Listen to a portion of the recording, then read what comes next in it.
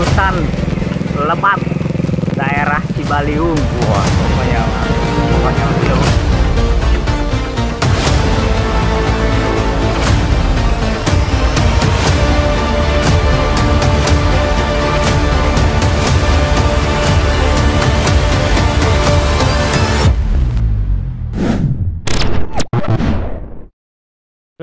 Assalamualaikum warahmatullahi wabarakatuh.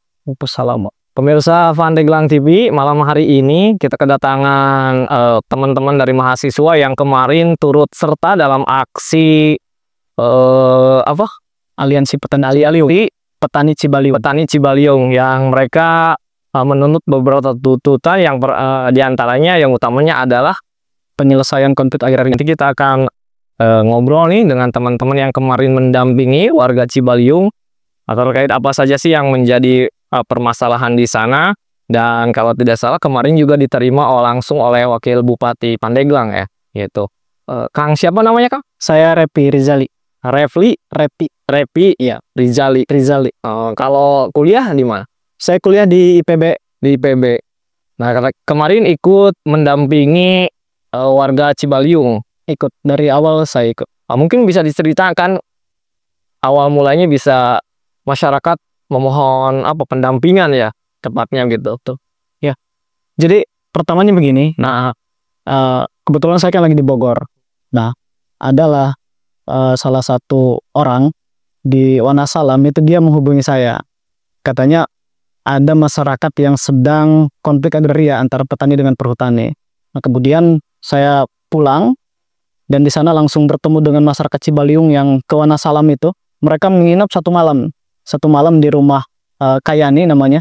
Nah, di situ saya ngobrol dengan masyarakat dan di situ masyarakat menceritakan awal mula permasalahan kenapa bisa terjadi konflik sih antara petani dengan perhutani. Kenapa masyarakat bisa meminta pendampingan ke Kang siapa tadi? Ke Kang Revi? Apakah memang dari organisasi atau memang LBH atau apa? Saya sebenarnya dari organisasi mahasiswa. Saya dari komunitas Mata Dewa. Komunitas Mata Dewa. Konsen di bidang agraria atau enggak sih, lebih ke sosial sosial. Nah, intinya masyarakat meminta bantuan lah begitu, pendampingan terhadap yang saat ini masalahnya juga kan kalau tidak salah ya bukan masalah baru ya, sudah lama. Sudah puluhan tahun, sudah puluhan tahun. Sudah hampir 35 tahunan lah. 35 tahun. Nah, kemudian setelah ngobrol dengan masyarakat, apa informasi yang bisa di-sharing ke teman-teman Pandeglang TV? Konflik apa atau masalah apa sih sebetulnya yang ada kemarin sampai dengan melakukan aksi dan lain-lain? Oke. Jadi terkait dengan permasalahan sebenarnya kan masalah klasik ya. Konflik antara petani atau warga dengan perhutani ini kan bukan persoalan baru dan memang banyak terjadi kan di berbagai wilayah di Indonesia. Nah, jadi yang warga sampaikan itu pertama bahwa mereka sudah mengisi ya, sudah menguasai tanah tersebut secara turun-temurun. Bahkan dari nenek moyang mereka sudah di situ. Artinya itu lahan milik masyarakat. Dibuktikan ada giri, kemudian ada letter C, ada persil, ada SPPT juga. Ada SPPT secara hukum kuat. Secara hukum kuat bahkan terakhir pembayaran itu tahun 2004. Nah, lanjut. Nah, jadi menurut informasi dari warga, nah tahun 1980 itu perhutani masuk ke warga, kemudian dalam tanda kutip ya, memaksa warga untuk menanam pohon mahoni tahun 80, kemudian menanam pohon jati tahun 92. Memaksa itu dengan dasar apa mereka? Dalihnya saya belum tahu ya, karena memang kan yang berhak menjawab perhutani kalau soal pertanyaan itu. Menurut pengakuan warga, kenapa warga akhirnya mau? Ya karena memang kalau mereka tidak menanam, mereka akan tanda kutip dipukuli lah. Dipukuli oleh atasan saya di kekerasan, makanya warga semua menanam. Dengan terpaksa, karena ancaman, dan memang terjadi, ada yang dipukuli. Terjadi. Terus. Dan menariknya begini. Setelah proses penanaman mahoni dan jati itu, perhutani kan mengklaim bahwa itu adalah tanah perhutani. Dan tentu warga tidak menerima begitu saja. Ya. Dari situlah banyak perlawanan dari warga. Nah, dan kemudian tahun 99 itu sempat terjadi satu peristiwa yang memang diskriminatif ya, bukan Pelanggaran HAM. pelanggaran HAM bisa masuk juga karena memang warga itu dia tengah malam jam 1 itu disergap oleh perhutani dengan ya preman-preman bayaran begitu, termasuk menurut pengakuan warga ya ada brimobnya juga di situ. Ada didatang, ada aparat. Mereka tahu dari mana bahwa itu brimob? Karena memang Postur. dari postur pakaian begitu, mereka mengartikan bahwa itu adalah brimob tuh. Jadi persepsi masyarakat bahwa itu masyarakat. Tapi kan validasinya tidak bisa langsung saja dibuktikan. Betul. Bahwa itu brimob, TNI, karena yang bakar tegap juga kadang-kadang ada atlet gym juga kan bisa aja. Oke, intermezzo itu. Oke, siap. Lanjut. Ya. Jadi pas 99 itu banyak apa namanya ya, alat-alat warga yang juga disita begitu, diambil, termasuk yang namanya di kampung kan ada bedil apa itu namanya yang buat berburu itu juga ada yang diambil. Sampai ke asbak katanya itu diambil. Ada yang mengambil asbak Buat merokok. iya, terus disita juga. Dan itu buat awal mulai intimidasi sama tahun 99. Nah kemudian ada peristiwa yang lebih mengerikan sih Bang. Mengerikan itu karena memang tahun 2001 ya. Tahun 2001 itu terjadi peristiwa kedua. Jadi ada sekelompok orang dari perhutani juga, dan juga sama dipersepsikan ada dari brimob dan juga preman bayaran itu datang ke rumah-rumah warga. Nah kemudian menangkap 49 orang. Nah mereka semua diborgol, kemudian dilempar ke mobil dan dibawa ke Polres Pandeglang. Nah, apa alasannya? Kan biasanya ketika mereka datang ke warga ada surat tugas atau memang alasannya bahwa kami berhak menangkap saudara atas tuduhan apa atau kasus apa? Sejauh ini tidak ada alasan yang jelas. Waktu itu tidak ada perlawanan kata masyarakat. Ya, mungkin kalah jumlah dan kalah senjata pastinya kan. Kalah jumlah dan kalah senjata. Nah, dari 49 orang yang ditangkap itu 9 dipenjara. 9 orang dipenjara, kemudian 40 orang dipulangkan. Dan ternyata tidak sampai di situ. Ketika yang 40 orang ini sampai ke kampung mereka lagi, nah mereka melihat bahwa rumah mereka termasuk dengan padi, bahkan pakaian itu semua dibumi hanguskan, dibakar. Dibakar. Oleh siapa? Ya, mungkin tersangka utamanya ya menurut persepsi kita kan perhutani. Begitu. Jadi saat itu mungkin sampai dengan sekarang ya tadi bahwa kita kan ini juga nanti ya mungkin saya berharapnya ada klarifikasi ya. Masyarakat kan di sana menduga bahwa ini dilakukan oleh perhutani dan brimob gitu ya. Sehingga dilakukanlah beberapa upaya intimidasi ya. Tuh, ya kalau ditarik ya bisa saja ke ranah HAM gitu, betul gitu. Nah, ini juga ke depan mudah-mudahan ada klarifikasi ya. Nah, berdasarkan cerita warga, upaya-upaya tersebut yang dilakukan oleh tadi diduga perhutani dan aparat begitu. Itu katanya untuk apa mereka melakukan hal demikian? Mungkin sebelumnya sudah ada misalkan penawaran untuk membeli tapi oleh warga tidak diberikan kan misalkan, atau memang hanya ingin saja terus menguasai tanpa ada penawaran atau apa-apa. Lebih ke arah ingin menguasai sih Bang, karena memang sejauh ini kan belum ada pihak perhutani yang duduk bersama dengan masyarakat. Itu tidak ada. Jadi perhutani mengklaim sebelah pihak bahwa itu adalah tanah perhutani, kemudian ya masyarakat dihabiskan begitu saja. Yang melawan itu ya itu diintimidasi, dikriminalisasikan, dipenjara. Jadi bukan dari dulunya misalkan dibeli begitu kan ya, atau mungkin ingin dijadikan kawasan khusus pengelolaan apel oleh perhutani. Itu tidak ada tawar-menawar dulu gitu, sehingga tidak ada kesepakatan sehingga jadi intimidasi. Tidak ada.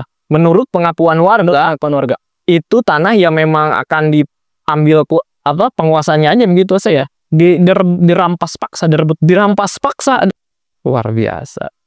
Terus sejauh ini apa yang sudah dilakukan masyarakat menurut cerita yang didapat oleh sejauh ini memang selama kurang lebih 35 tahun ya riuhan masyarakat ya, mereka khususnya Abah ya, kesepuhan di sana bahkan sampai bertemu dengan Presiden Jokowi waktu itu. Sudah sampai bertemu dengan Jokowi. Lalu apa yang didapat? Sampai sejauh ini belum ada hasil apa-apa. Belum ada hasil apa-apa. Oh. Setelah bertemu dengan Jokowi, kalau boleh tahu di sana ada berapa kakak sih? Kurang lebih menurut pengakuan warga ada sekitar 1.000 yang terdampak. 1.000 kakak. Nah, kalau boleh tahu ini lokusnya di mana nih yang ingin betul-betul dikuasai oleh perhutani? Lebih ke arah di Angsana Raya sama Kiara Koneng. Dua kampung, Tapi memang semuanya hampir dikuasai.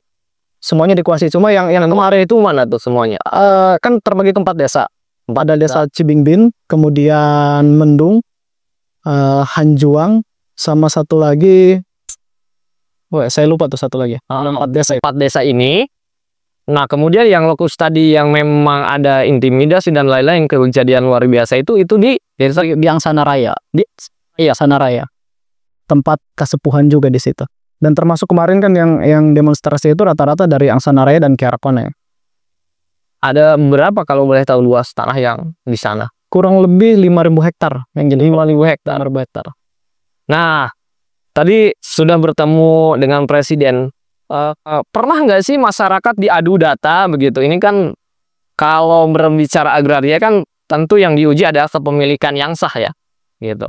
Nah, bukti-bukti ini pernah diajukan secara hukum nggak ke pengadilan misalkan atau seperti apa? Sejauh ini belum pernah sih ya, belum pernah. Cuma memang dari proses yang sudah dijalani oleh warga, termasuk pendampingan yang pernah dilakukan oleh SPI, itu sampai sekarang perhutani tidak pernah bisa menunjukkan data apa yang mereka miliki sehingga mengklaim bahwa tanah tersebut adalah tanah perhutani. Upaya apa yang mendorong mereka, apa yang sudah dilakukan misalkan layangan somasi atau apa, atau dilaporkan secara hukum? Untuk langkah hukum sepertinya belum, karena itu kan saya kan masuknya baru kemarin ya, jadi tidak terlalu tahu banyak soal pendampingan yang dilakukan sebelumnya oleh SPI dan lain sebagainya. Nah, kemarin juga kan sudah bertemu dengan wakil bupati ya. Betul. Apa hasil dari pertemuan kemarin? Oke, jadi kemarin kami sempat aksikan di 2 titik lah, di DPRD dengan di kantor bupati, dan kebetulan kami ditemui oleh yang mengaku wakil bupati. Cuma memang namanya Iing. Oh iya. Itu menjanjikan bahwa paling telat dia hari Kamis itu akan datang ke Angsana Raya. Nah, tetapi sampai hari ini kami konfirmasi ke warga, tidak ada wakil bupati yang namanya Iing sampai ke sana. Terus saya mau seujon aja sebenarnya, nggak mau husnudon. Saya mau seujon. Kalau misalkan pejabat itu kan memang salah satu keahlian utama yang harus dimiliki agar sukses adalah kemampuan berbohong. Dan itu sudah terbukti. Sudah terbukti. Jadi menurut saya ya, sekalipun ada sesuatu yang menjadi ganjalan untuk yang katanya Pak Wabub ini datang ke Angsana Raya, harusnya dikonfirmasikan. Dia sudah punya nomor korlap kemarin. Tapi ini kita follow up, kita konfirmasi ya tidak ada follow up begitu. Saat itu apa yang dijanjikan oleh Pak Iing? Jadi akan datang ke warga, kemudian ya akan menggali sejauh mana sih persoalan ini begitu. Kalau saya juga lihat tuh videonya bahwa Pak Iing meminta beberapa berkas dokumen pendukung ya. Betul, itu sudah kita kirimkan. Sudah kita kirimkan, baik itu ke kantor bupati, ke Pemkab ataupun ke DPRD, sudah kita kirim berkas. Namun sayangnya janji Pak Iing untuk datang ke warga itu tidak hadir sampai sekarang. Gitu. Mungkin di reschedule. Tapi mudah-mudahan mungkin ya telat juga. Satu bang yang menarik itu, mereka di sana itu tinggal tanpa listrik. Saat ini tanpa listrik. Sejak kapan? Sejak mereka tinggal pertama kali di sana aja. Tanpa listrik. Kok bisa? Unik kan? Gimana ceritanya? Apakah memang itu daerah terisolir atau memang dibuat demikian? Misalkan seperti Baduy, mereka kan daerah khusus yang tidak mau itu gimana? Kalau mereka mau sebenarnya. Jadi kalau mungkin bahasa kita ya, daerah yang dimarginalisasikan. Karena memang akses saja dari jalan raya itu lewat jalan alternatif ke sana itu kurang lebih kita harus jalan 9 kilo.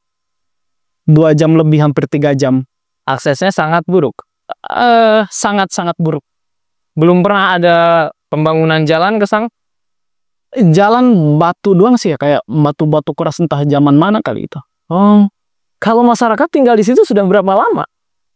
udah puluhan tahun lah bang. Artinya itu sudah jadi masyarakat adat di situ. Ya sudah secara turun-temurun di situ mereka. Enggak, bukan yang tadinya lahan kosong kemudian datang pendatang sehingga itu menjadi konflik, bukan. Bukan. Jadi mereka secara turun-temurun sudah tinggal di sana memang.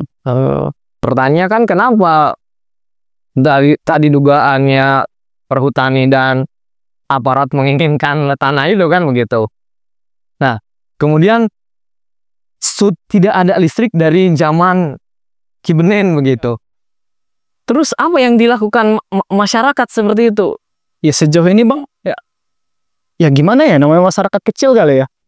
Ya mereka hanya ya berharap bahwa memang pemerintah ini hadir.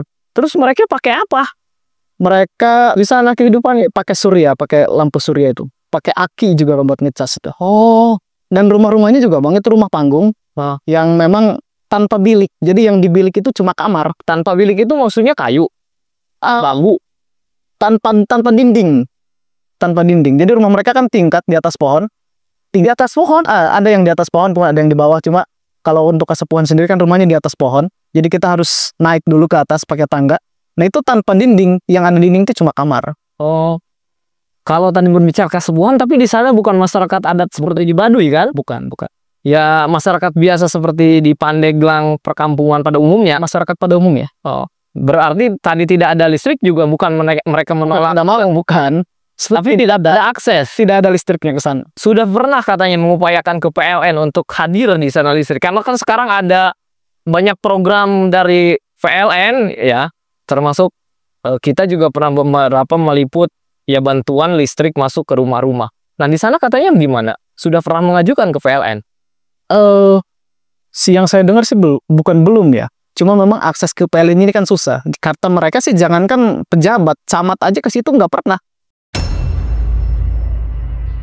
Nah saat ini kan sudah ada tadi beberapa kekerasan yang luar biasa. Kemudian juga masalah agraria yang tidak pernah selesai. Sebetulnya masyarakat setelah beberapa ketemu pejabat sampai dengan Jokowi, apa sih sebetulnya keinginan mereka itu? Ya, mereka itu sederhana sebenarnya, Pak. Keinginan mereka itu apa yang memang selama ini jadi hak mereka itu dikembalikan. Karena mereka saat ini merasa tidak memiliki tanah itu, apa saat ini sudah tidak lagi menggarap? Ya, mereka menggarap, cuma memang tumpang sari begitu, Bang. Jadi menggarap di atas pohon, di samping pohon jati begitu, pohon mahoni. Jadi sekarang memang si pohon jati yang dulu pernah ditanam itu sekarang kan sudah besar. Itu sampai sekarang tidak dipotong. Tidak dipotong, masih ada sebagian, masih banyak kok itu pohon-pohon jati. Kenapa masyarakat tidak memotong paksa? Nah, kemarin Bang, yang terbaru ya kasusnya, ada 3 warga yang ditangkap oleh perhutani. Ditangkap. Sekarang itu masih ditahan di Kejari Pandeglang. Di Kejari karena mereka memotong 27 pohon jati untuk membuat saung di kebun. Nah, jadi kalau misalkan masyarakat menginisiasi pemotongan kayu jati di lahannya masing-masing, bayangkan penjaranya akan seperti apa, Bang. Jadi ada rasa takut. Kemudian yang tadi dipotong oleh masyarakat itu memang pohon jati yang ditanam dulu oleh mereka, oleh warga. Benarnya dari perhutani. Gitu. Jadi perhutani ini dia menyediakan benih, kemudian memaksa warga untuk menanam itu di tanahnya masing-masing. Setelah besar, diklaimlah tanah tersebut bahwa ini adalah milik perhutani. Tidak hanya pohonnya saja yang diklaim. Tidak hanya pohonnya, dengan tanah-tanahnya. Dengan tanah-tanahnya. Luar biasa. Jadi ini memang kalau kita sebagai melihatnya ada upaya ya tadi itu ya, untuk mengambil paksa gitu. Perampasan, kalau kita nyebut perampasan. Kalau dari perspektif mahasiswa ini upaya seperti ini sebetulnya apa sih gitu tuh, mereka kok pengen banget begitu. Anda pernah ngobrol nggak dengan masyarakat? Kok begitu maunya ya kan, kalau masyarakat mah ya mungkin dipindahkan juga kan karena itu tanah leluhur mereka ya. Dan saat ini juga masyarakat berhidupnya di situ, di cocok tanam itu. Masih bercocok tanam, masih banyak huma di sana, Bang. Jadi memang penghidupannya ya dari situ. Jadi kalau kita melihat ini sebenarnya ini bukan cuma soal perampasan tanah, tapi juga perampasan ruang hidup. Karena memang hak masyarakat untuk mencari nafkah dengan tenang, dengan nyaman itu semua dirampas paksa oleh perhutani, ditiadakan, diambil oleh perhutani begitu. Jadi kita menyebutnya ini perampasan ruang hidup. Dan sampai saat ini masyarakat masih menerima teror-teror yang dulu pernah terjadi. Sampai saat ini mungkin kalau disebut sama dengan dulu tidak, cuma memang ketakutan untuk melakukan sesuatu yang mungkin nanti dianggap tidak sesuai dengan kemauan perhutani kemudian dikriminalisasi itu masih ada. Jadi masih hidup dalam bayang-bayang ketakutan. Terlebih ketika 3 petani yang ditangkap ini, itu membuat masyarakat semakin takut untuk melakukan hal-hal yang berkaitan dengan pohon jati dan mahoni.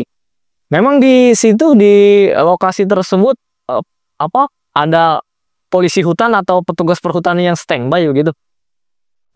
Secara fakta ada beberapa polisi hutan dan petugas perhutani, cuma memang tidak intens keliling begitu Bang. Oh, jadi memang tanah itu memang betul-betul diawasi ya? Betul-betul diawasi. Ya jangankan mereka untuk jual beli tanah di situ, membangun di situ, menggarap tanahnya juga susah. Susah.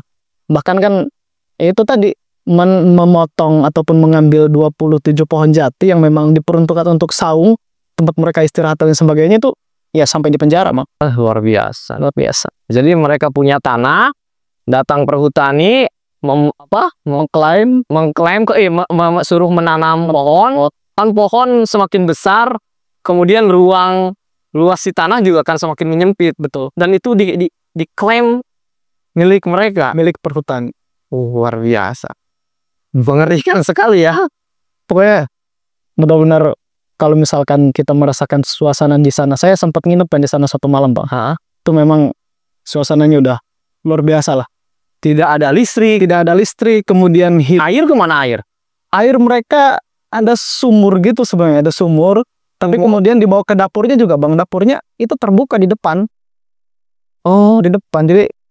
Jadi dapur sama toiletnya memang tidak tertutup. Alam. Dapur dan toilet mereka adalah alam. Di Pandeglang masih ada yang seperti itu? Ada. Allahu Akbar. Jadi mereka sampai sekarang belum pernah merasakan kemerdekaan ya? Belum. Masih di dalam dunia kegelapan. Masih terjajah lah. Menggarap tanah tidak bisa. Kemudian apa katanya masyarakat sehingga mereka tetap masih mau bertahan di situ? Karena memang pertama, menurut pengakuan masyarakat sendiri, ya karena di situ adalah tanah leluhur mereka dan merasa bahwa itu adalah hak mereka. Jadi mereka tetap di situ karena merasa punya hak kan. Karena masih merasa punya hak, dan kalau pergi sama dengan kalah begitu, Bang.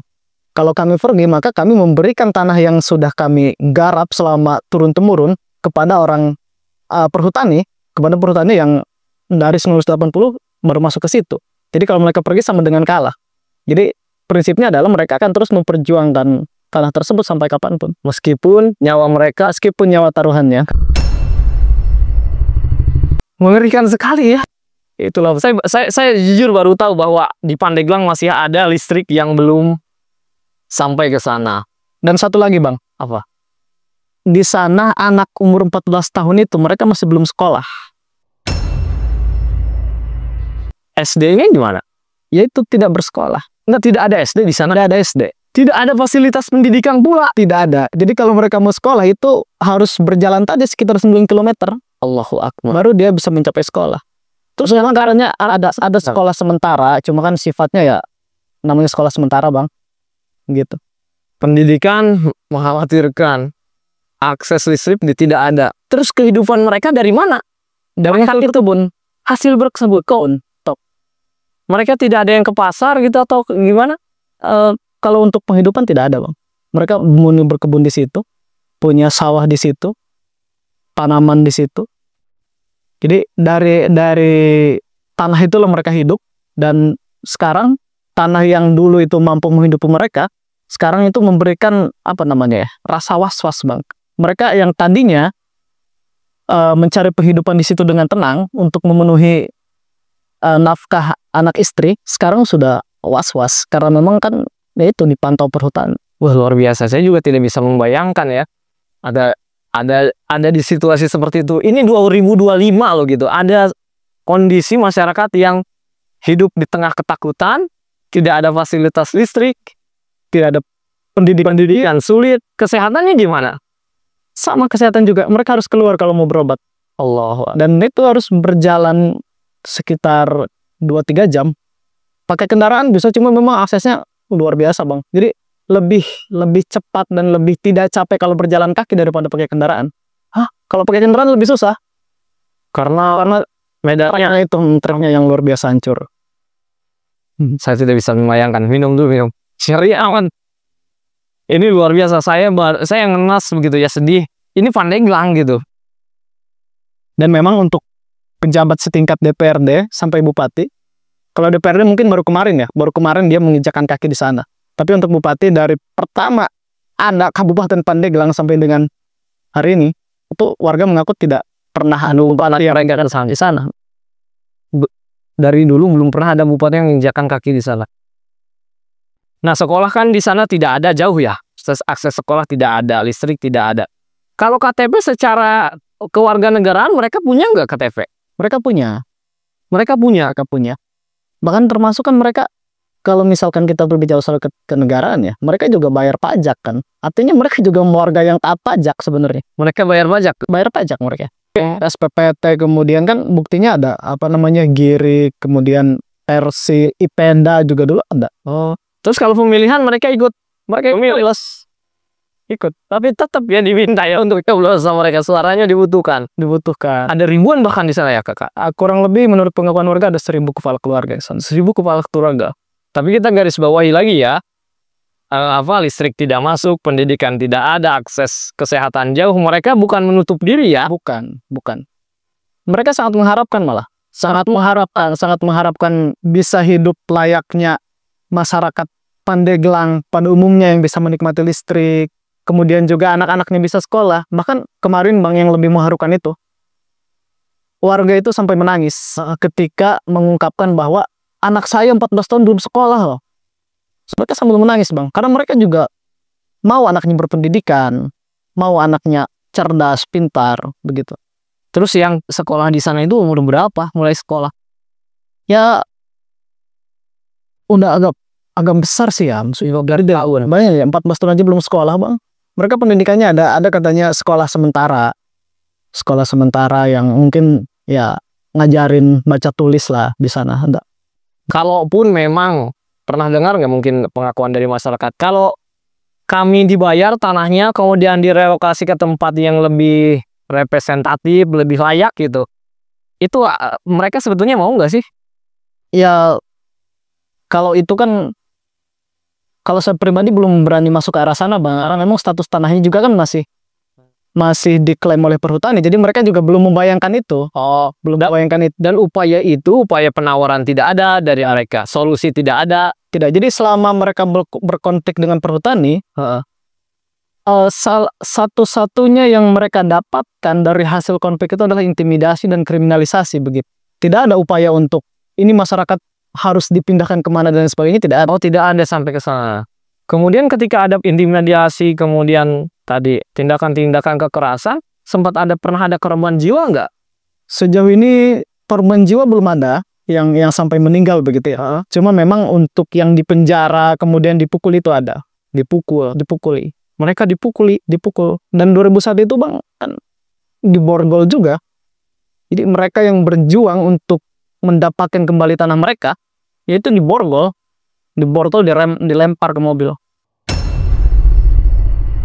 Saya agak heran memang. Ini di Pandeglang ada kondisi masyarakat yang memang tadi kata si Akang itu dimarginal.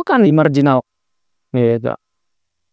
Kemudian kalau ekonomi di sana gimana? Mereka punya HP gitu kan? Kalau sekarang udah zaman HP, di sana nggak, listrik nggak ada. Ya ada beberapa yang punya HP dan ngecaskan gimana? Pakai aki.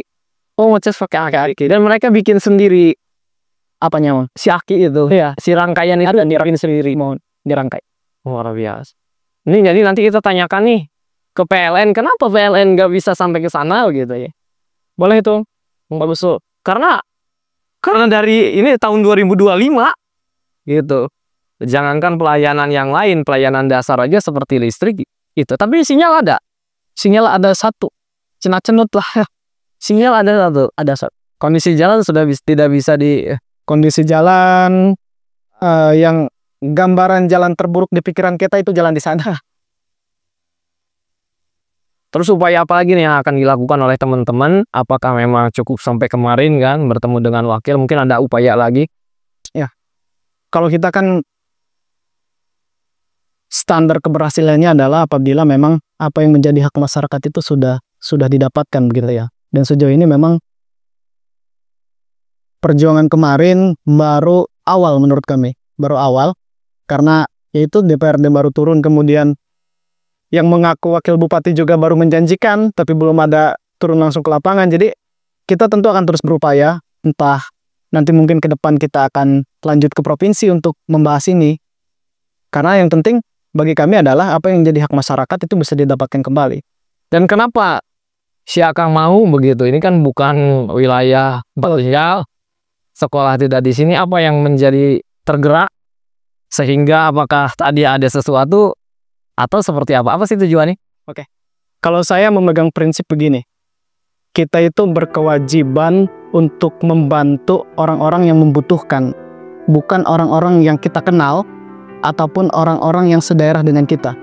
Jadi kalau misalkan masyarakat di Cibaliung itu bukan saudara sedarah saya, maka mereka adalah saudara sedaerah saya di Provinsi Banten. Pun misalkan ada orang yang terzalimi bukan saudara sedaerah saya, maka mereka adalah saudara saya sebagai sesama masyarakat Indonesia, saudara sebangsa lah. Kalau mereka bukan saudara sebangsa saya, maka mereka adalah saudara seagama saya. Jadi kalau mereka juga bukan saudara seagama saya, maka mereka adalah saudara saya sebagai sesama makhluk. Jadi sampai saat ini saya belum menemukan alasan untuk saya tidak membantu mereka.